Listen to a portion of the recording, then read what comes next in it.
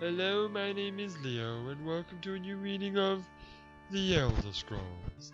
Today we will be reading The Real Barenziah, Part 4. And this is maybe too long for me to read the whole thing off, but I'm going to try. Here we go.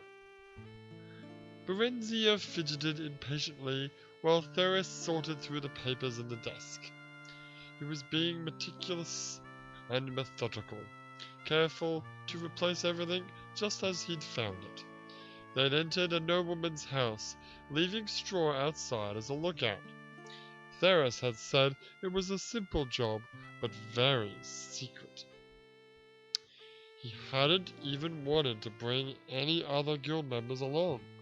He said he knew he could trust Berry and Straw. "Tell me what you're looking for and I'll find it," Berry whispered. Theris's night sight wasn't as good as hers, even though he's a cheat and don't actually supposed to have amazing night sight. And he didn't want to make a light. Berry had never been in such a luxurious place. She gazed around with wonder as they'd made their way through the huge echoing downstairs rooms. But Theris didn't seem interested in anything but the desk in the small book-lined study on the upper floor. "Sss," he hissed angrily. "Someone's coming," Berry said. A moment before, the door opened and two dark figures appeared. Theris gave her a violent shove towards them and sprang away through the window. Barenziah's muscles weren't rigid. She couldn't move or even speak. She watched helplessly as a dark figure leaped after Theris. There were two quick, silent blue flares of light. Then Theris folded in a still heap. Oh, okay, so they shot him with magic, I guess. Outside the study, the house had come alive with footsteps and voices calling and the clank of armor. The big man, a dark elf, half lifted, half dragged. Half lifted, half dragged Theris to the door and thrust him into waiting arms. A jerk of the elf's head sent his robed companion after him. The elf came over to inspect Barenziah, who was once again able to move, although her head throbbed maddeningly when she did so. Oh, they did a paralyzation spell on it. "Open your shirt, Barenziah," the elf said. Barenziah gaped at him and clutched it closed. "You are a girl, aren't you, Barry?" he said softly. "You should have stopped dressing as a boy a few months ago, you know. You were only drawing attention to yourself and calling yourself Barry? Jeez. Is your friend Straw too stupid to remember anything else?" "It's a common elf name," Barenziah defended herself. The man shook himself sadly. "Not among dark elves it isn't, my dear.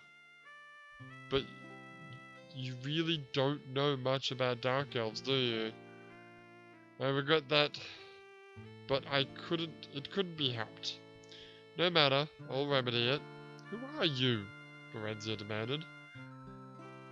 So much for fame," the man shrugged, smiling wryly.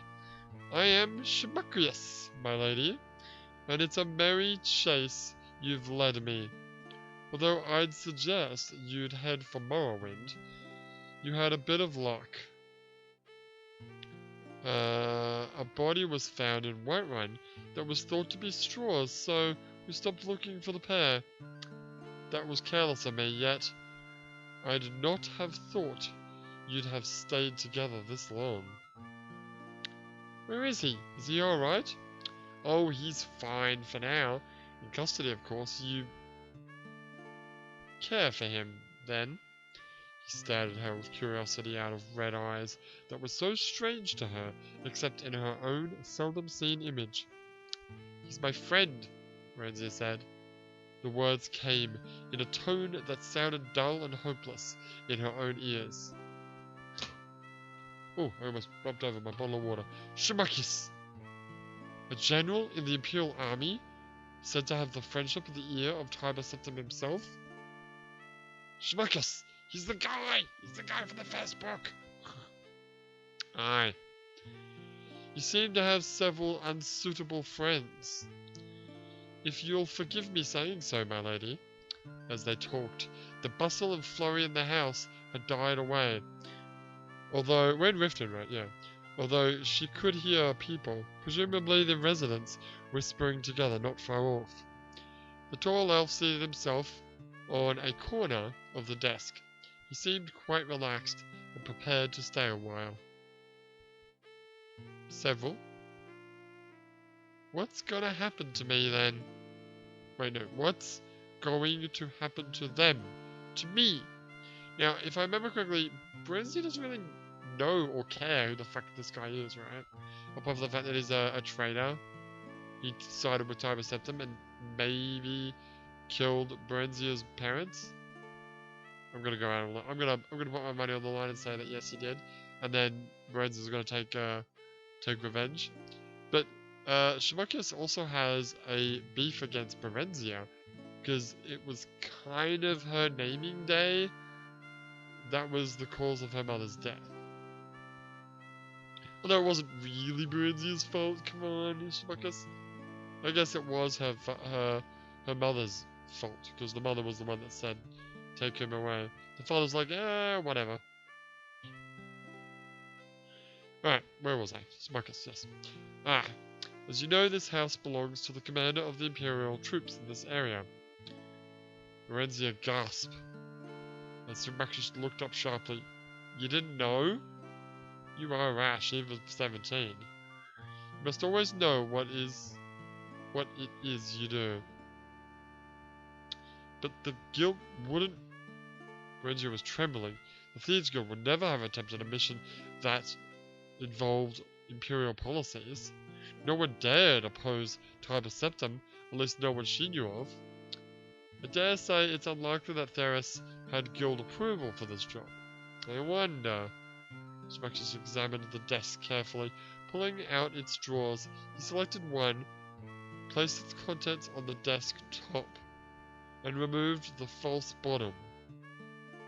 There was a folded sheet of paper inside. It seemed to be a map of some sort. Barenziah edged closer to see it. Shimakis held it away from her, laughing. Rash indeed! Haha! He glanced it over, then folded and replaced it. You advised me to seek knowledge. So I did. Suddenly he seemed to be in high good humour. We must be going, my dear lady.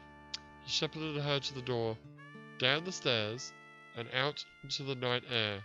No one was about. Barenziah's eyes darted to the shadows. She wondered if she could outrun him, or elude him somehow. You're not thinking of attempting to escape, are you? Don't you want to hear what my plans for you are first? He sounded a bit hurt. Yes. Perhaps you'd rather hear about your friends first? No. He looked pleased. It was the answer he wanted, but it was also the truth. While Barenziah was concerned for her friends, especially Straw, she was far more concerned for herself. You will take your rightful place as Queen of Mournhold. Her heart leapt. It was really true then? Shimakis explained that this had been his and Tiber Septim's plan for her all along. That Mournhold, which had been under military rule for the dozen years since she had left, was to be returned gradually to civilian government under imperial guidance. Of course, and as a part of the imperial province of Morrowind. But why was I sent to Darkmoor? For safekeeping. Why did you run away? Barenziah shrugged. I saw no reason to stay. I should have been told. Well, you would have been by now. I had in fact sent for you to be removed to Imperial City to spend some time as a part of the Emperor's household. As for your destiny, it should have been obvious to you. Tiber Septim does not keep those he has no use for. And what else could you be that is of use to him? I know nothing of him or you. Then know this, Tiber Septim rewards friend and foe alike, according to their deserts. Barenziah chewed on that for a few moments. Straw has deserved well of me, and has never done anything of has never done anyone of harm. Has never done anyone any harm. Thank you. He is not a member of the Thieves Guild. He came along to protect me. He earns our keep by running errands and... Smuckus waved her in silence. I know all about Straw, he said. And about Theris, so... What would you want? Straw wants a little farm. If I'm to be rich, then I would give that to him. Very well, he shall have it. And Theris? He betrayed me, Barenziah said in a low voice. Oh wait, he betrayed me, Barenziah said in a low voice. Theris should have told her the risks the job entailed. Further, he pushed her right into their foe's arms in an attempt to save himself. Yes, and... well, he should be made to suffer for it, shouldn't he? That seems reasonable. What form should the suffering take? Barenziah balled her hands into fists. She'd like to beat and claw at the Khajiits herself, but that didn't seem very queenly. A whipping! Would 20 stripes be too many, do you think? I don't want to do him any permanent injury. I shall arrange it. Barenziah spent 2 days in Shimakius' apartment, during which she was kept very busy. There was a dark elf woman named Dreliance, who saw to her needs, although she did not seem to be exactly a servant, as she took her meals with them. I'm not sure. Something on my monitor. Yeah, it's blocking my screen. Where are we? Wait. Although she did not seem to be exactly a servant, as she took her meals with them. Don't know what that means. Nor was she his wife. Drelian seemed amused when Barenziah asked her about that. She simply said that she was in Shimakius' employ, and did whatever he asked of her. Like a slave, kind of. With Drelian's assistance, several fine gowns and pairs of shoes were ordered for her, plus a riding habit and boots, along with other small necessities. Barenziah was given a room to herself. Shimakius was out a great deal. She saw him at most meals, but he said little about himself or what he had been doing. Are they still in Riften? I guess so. Maybe. Although he was cordial and polite, was quite willing to converse on most subjects and seemed interested in anything she had to say, Dreliance was much the same.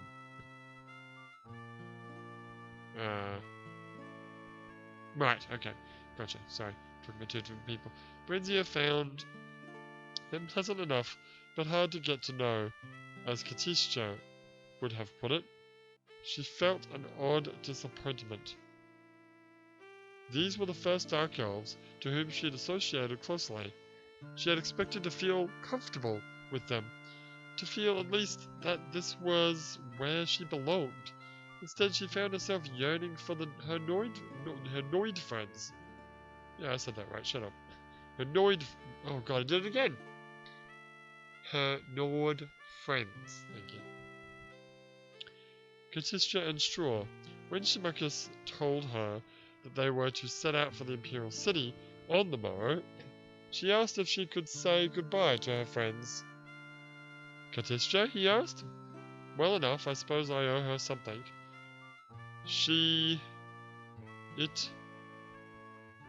Maybe? See, it was...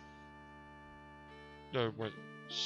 It was who led me to you by telling me of a lonely dark elf girl named Berry who needed elven friends, and sometimes dressed as a boy.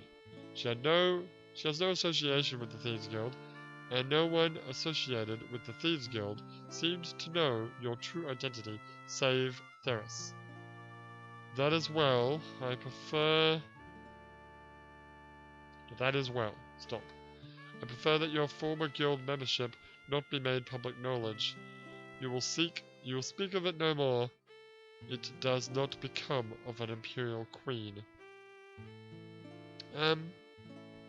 That sentence before was really weird. Yeah, forget about it. No one knows but Straw and Theris. They won't tell anyone. Why would you tell Theris anyway? No, they won't. He didn't know that Katisha knew then. Straw came to their apartment in the morning of their departure, and they were left alone in the parlor, although Barenziah knew that the other elves were well within hearing. Straw looked drawn and pale. They hugged one another silently for a few minutes. Straw's shoulders were shaking and tears were rolling down his cheeks, but he said nothing. Barenziah tried a smile. So, we both get what we want. I'm to be Queen of Mournhold, and you'll be king of your own little farm. Alright, you. You must find a scribe so you can write me too. Straw shook his head sadly, but when Barenziah persisted, he opened his mouth and pointed inside, making an inarticulate noise. His tongue was gone. Barenziah collapsed onto a chair and wept noisily. Why? She demanded of Smucculus when Straw had been ushered away. Why? So they cut. Yeah, they're not gonna be telling anyone about your heritage because I cut their fucking tongues out. That means she probably cut out what's her name's tongue too, I guess. Maybe. Oh, Katisha? No, I don't think she knew. He doesn't know.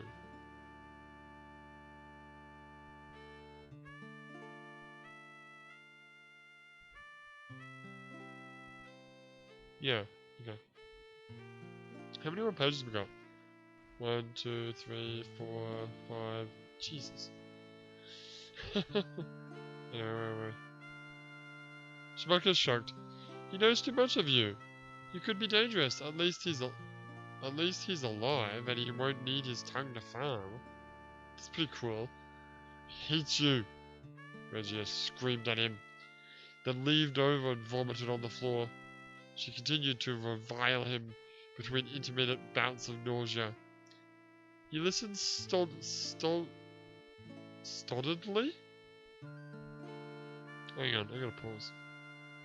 Okay, I'm back. So stolidly. Wait, how do you say it? Let's see if my phone gets... Stolid. There you go. Say it again. Google can only say it one time. Damn it. But anyway, stolidly, which means calm and dependable, without emotion. There you go. For some time, while Draylene cleaned up after her. Yeah, that's gross. What a shit job. Finally, he told her to cease, or he would gag her for the final journey. They stopped at Katisha's house. Smuckus and Dryan didn't dismount. All seemed normal, but Barenziah was frightened as she knocked on the door. Katisha answered her knock. She'd obviously been weeping, but she embraced Barenziah. Why are you crying? Barenziah asked. For Theris, of course. You haven't heard? He's dead. He was caught stealing from the commandant's house. Poor fellow. But it was so foolish of him. Oh, Barenziah, he was drawn and quartered this very dawn by the commandant's order. I went. He asked for me. It was terrible. He suffered so before he died. I'll never forget it. I looked for you in Straw, but no one knew where you'd got to. That's Shimakius you're with, isn't it? You know, the moment I saw him, I thought, this is the one for Barenziah. I told him about you, you know. Oh, are you matchmaking me with fucking Shimakius? Yes, Barenziah said. Katisha, I love you, but please don't ever tell anyone else anything about me, ever. Swear you won't, especially not Schmeckis. And look after poor Straw for me. Katishka promised, puzzled but willing. Barry, it wasn't somehow because of me that Theris was caught. I never said anything about Theris to Schmeckis. Barenziah assured her that it wasn't.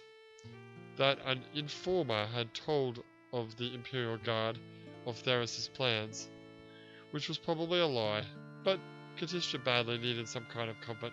Oh, I'm glad of that. If I could be glad of anything just now. I'd hate to think, but how could I have known? And Shimokis is very handsome, don't you think? And charming. I don't know, Barenziah said. I haven't really thought about it. There hasn't been time. She explained about being Queen of Mournhold and going to live in Imperial City for a while first. He was looking for me. I don't think he thinks of me as a woman at all. He said I didn't look like a boy. Though. She added in the face of Katishka's Oh god, I gotta pause the video again. Wait, no, I don't need to look it up, I figured it out. I guess it's related to incredulous, right? So it would be, she added, so she's like, doesn't believe Barenziah. I'm gonna go with that. I'm not gonna bother looking it up. She knew that Barenziah evaluated every male she saw in terms of sexual desirability. I suppose it's the shock of finding out that I really am a queen, she added, and Katishka agreed.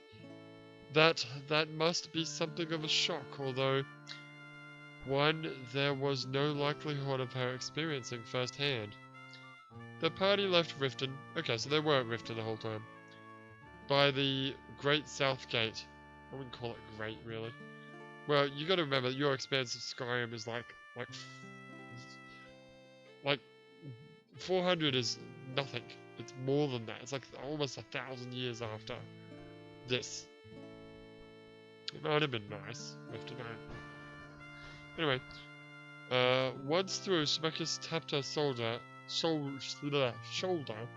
and pointed back to the gate. I thought you might want to say goodbye to Theris too. Oh god. He's got to be like a head on a spike or something. He said. Barenziah stared briefly but steadily at the head. Oh Jesus. I was right, I called it. At the head impaled on a spike above the gate. The birds were at it, but the face was still recognizable. I think you will not hear me, she said. Let's be on our way, shall we? Shimokis was clearly disappointed by her lack of reaction. You heard of this from Katishka? Of course, she attended the execution, Barenziah said casually, as if he didn't know already. He'd find out soon enough, she was sure of that. This is some fucking Game of Thrones Season 1 bullshit. Was it Season 1? Maybe it was Season 2.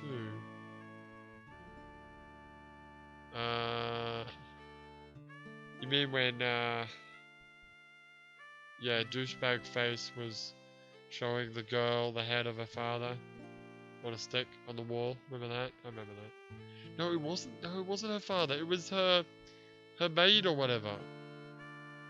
Oh god, you're right. God, I barely remember. How many more pages we got? One. Okay, last page. Thank God. Did she know Theris belonged to a guild? Everyone knew that. It's only lower-ranking members like me who are supposed to keep their membership secret. The ranking officers are well known. But you know all that, don't you? She smiled achingly at him. So you told her that you were... So you told her who you were and whence you'd come, but not about the guild? The guild membership was not my secret to tell. The other was. There is a difference. Besides, Katishka is a very honest person. Had I told her, it would have lessened me in her eyes. She was always after Theris to take up a more honest line of work. I value her good opinion. She also thought I'd be happier if I'd settled down with just one man friend. one of my own race.